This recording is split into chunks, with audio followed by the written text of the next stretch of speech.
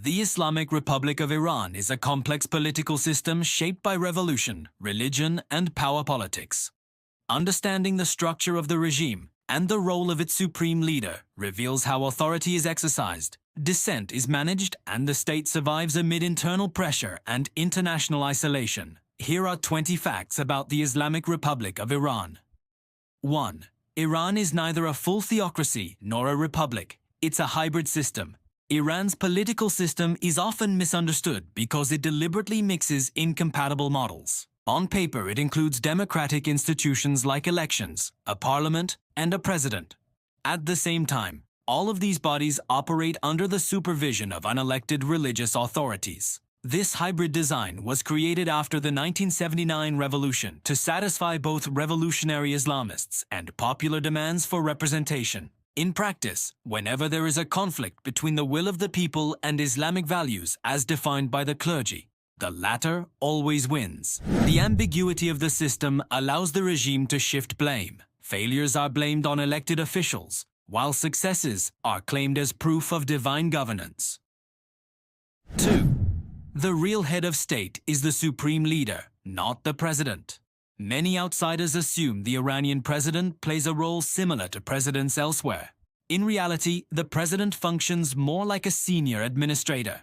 He cannot control the armed forces, appoint judges freely, or influence state broadcasting.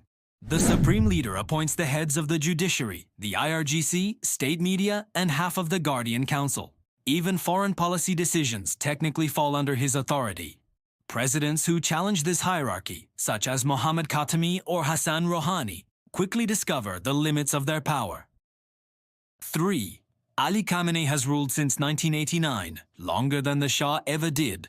Mohammad Reza Shah ruled Iran for 37 years.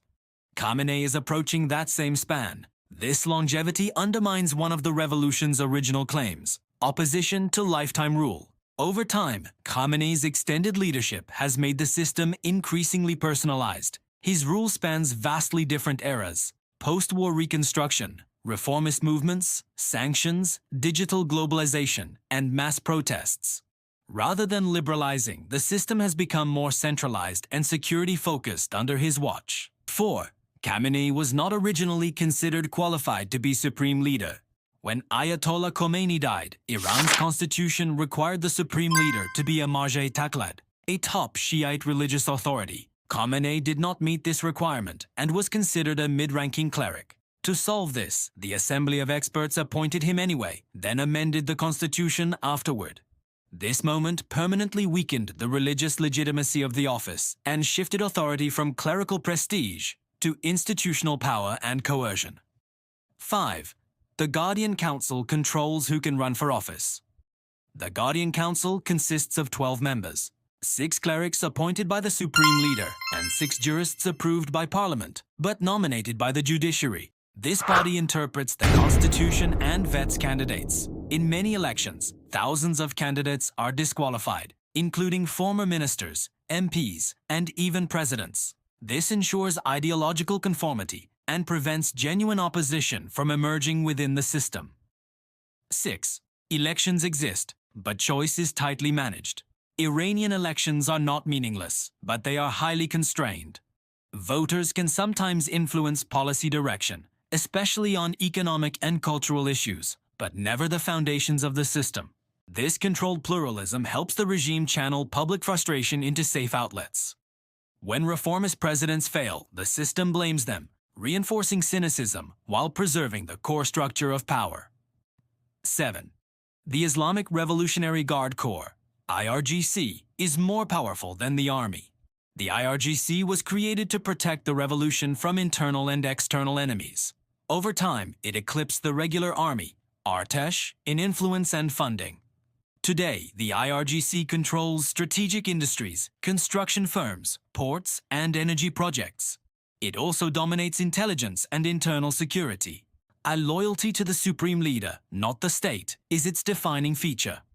8. The IRGC operates far beyond Iran's borders.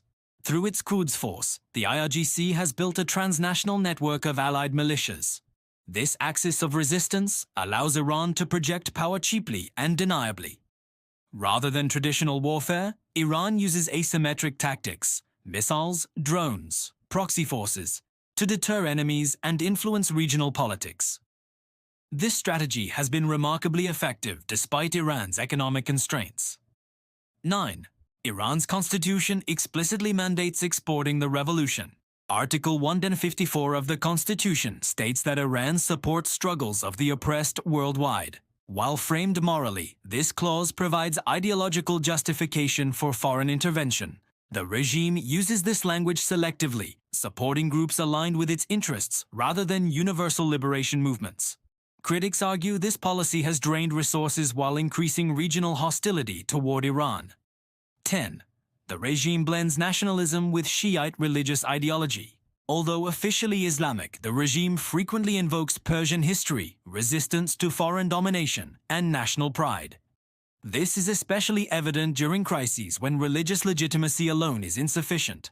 This fusion allows the state to appeal to secular nationalists while maintaining clerical authority. It also explains why Iran emphasizes sovereignty and independence so strongly in its rhetoric. A quick side note. If you like what we're doing and would like to see more videos like this, please don't forget to hit like and subscribe. It really means a lot to us. Back to the facts. 11. Khamenei rules more by networks than charisma. Unlike Khomeini, Khamenei does not inspire mass emotional loyalty. Instead, he has constructed a dense web of loyalists across institutions. Appointments, financial privileges, and ideological vetting ensure dependence on his authority. This system makes dissent costly and loyalty profitable, even when public support declines. 12. The supreme leader controls enormous hidden wealth. Organizations like Sitad and various religious foundations operate outside parliamentary oversight. Originally intended to manage confiscated assets, they evolved into massive economic empires. These funds are used to reward allies, fund security forces, and maintain political control. Their lack of transparency fuels public resentment, especially during economic crises. 13. Iran has one of the world's most sophisticated censorship systems. Iran filters websites, blocks platforms, monitors social media, and arrests digital activists. Yet censorship has become a constant arms race. Millions of Iranians use VPNs daily, making Iran one of the most internet-savvy societies under authoritarian rule. This gap between control and reality exposes the regime's technological limits.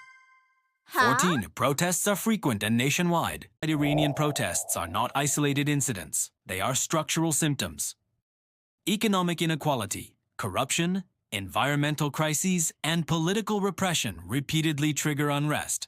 Each wave becomes more decentralized and less ideological, suggesting a shift from reformist demands to outright rejection of the system. 15. Women are central to resistance. Despite severe restrictions, mandatory hijab laws and gender segregation have politicized everyday life for women. As a result, women often become the first challengers to authority.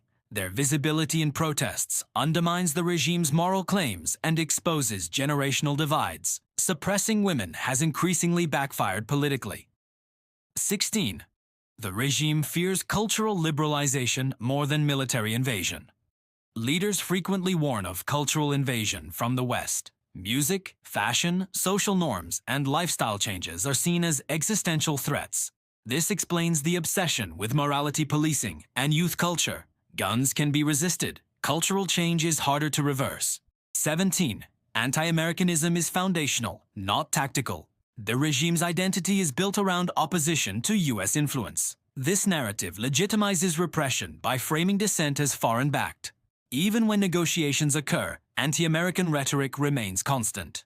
It is a unifying myth that substitutes for popular legitimacy. 18.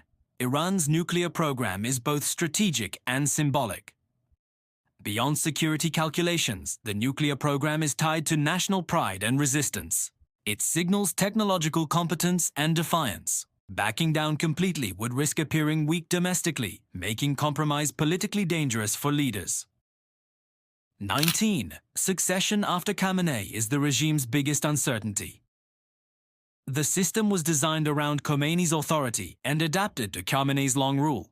A transition will test elite cohesion, Possible outcomes range from managed continuity to internal power struggles involving the IRGC, clerics, and political factions. 20.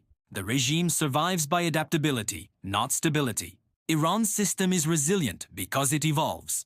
It alternates between repression and limited concessions, ideological rigidity and pragmatic compromise.